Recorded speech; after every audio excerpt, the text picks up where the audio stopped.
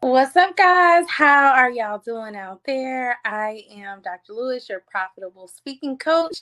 And today I want to talk to you about building a brand as a speaker. So when you come into the room, say hello when you come into the room. I'd love to see where are you watching from? Where are you watching from? So I've been speaking for just over 10 years and I love speaking. I've done just over 1,000 speaking engagements. I've spoken all around the country in over 30 states. And I want to give you some of the game in terms of things that I've learned in this journey of establishing myself as a speaker.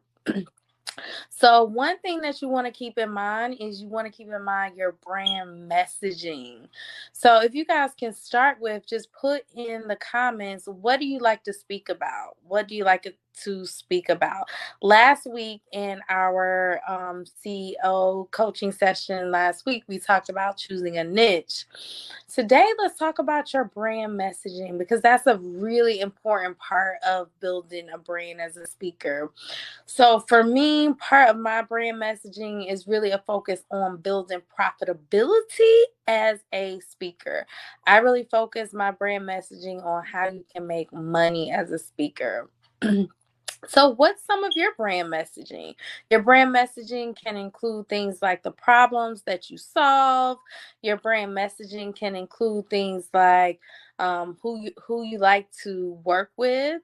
For me, a lot of the work that I do is with purpose-driven entrepreneurs, people who want to speak about things that are meaningful, things um, that they're passionate about. So those are some of the things that's some of the audience that I work with. Someone says they speak on mental health issues. Excellent. So that's going to be a part of your brand messaging. So when you are thinking about, okay, I want to establish myself as a speaker, first think about what is my brand message? What's the problem that I solve in the marketplace? So, for example, one problem that you may solve in the marketplace for the person who says they speak on mental health issues is I teach anxious adolescents how they can reduce their stress by practicing 3 signature coping strategies that I developed. So that's an example of brand messaging. All right. Now, the next thing that you want to think about in building a speaker brand is you want to think about your brand assets. So type in the comments what comes to mind when you think about brand assets. When I first got started speaking, that was in 2012 to 2000, a little bit before 2012.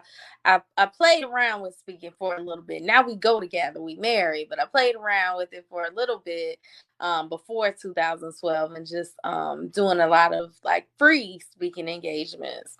So in that early stage of establishing my brand as a speaker, I got professional headshots. Somebody write down in the comments professional headshots. So this is really important as a speaker because a lot of times when people ask you to speak, they want to be able to see a professional headshot so they can put you on the flyer, so they can put you on the website. So having a professional headshot is going to be crucially important. If you already have professional headshots, then go ahead and put a 1 in the comments for me. If you don't have one, then put a 2 in the comments. If you have one, put a 1 in the comments. If you don't, then put a 2 in the comments. So, just a little tip for the people who are just getting started is when I first got started with speaking, I didn't have much money. So, I was like, how can I do this on a minimum budget? So, I ended up finding a Groupon. Shout out to Groupon at that time. It was a lifesaver. So I paid like $10. I did a 2-hour photo shoot, outfit changes, all of that. All for $10. Now I rode that headshot out for a long time. I used that headshot on my speaker website, on my whenever I was asked to speak, my social media headshot, like I used that Groupon $10 headshot for everything, y'all. And so then I was like, okay, now I do photo shoots like every quarter. I'll do a new photo shoot just to make sure that we have great graphics for our social media, for my speaker sheet, my images is updated. And so now we do it quarterly, but it started out with me going to Groupon and getting a $10 headshot. Shout out to Groupon. Um, so that's one part of building your brand as a speaker. Now, another thing that you want to consider is having a speaker website. Now, you can have a speaker website that is just for you as a speaker, or for some people, they may have a page on their regular website that's for speaking. The other thing that, now this is once I started kind of really getting into speaking like more professionally, not just as a hobby, I got a speaker reel done. Now looking back on it, I recommend for people to get a speaker reel done really early into speaking, especially like when you want to get paid to speak. Now, just a little trick on how you can get your speaker reel done for low cost.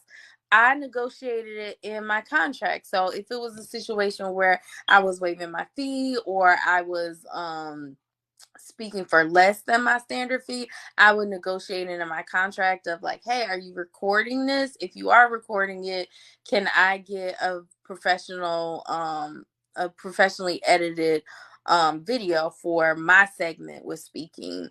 Now what we do is, we in my company, we will hire professional videographers to get constantly updated video of me speaking. But in the early stages, I would just negotiate it in my contract, or in some cases, I would get like a tripod and record it. Now, it's not what I recommend for you guys. I told you it took me some time to establish my brand as a speaker. I would do that early on. But when I was just getting started, it was like, budget. What is that? It wasn't a budget for that or many other things. So just in speaking for over 10 years now professionally, to with having done thousands of speaking engagements now, it's things that I've learned like later that have made it much more easier getting booked. This is one of those things. So I would say definitely that's a writer downer.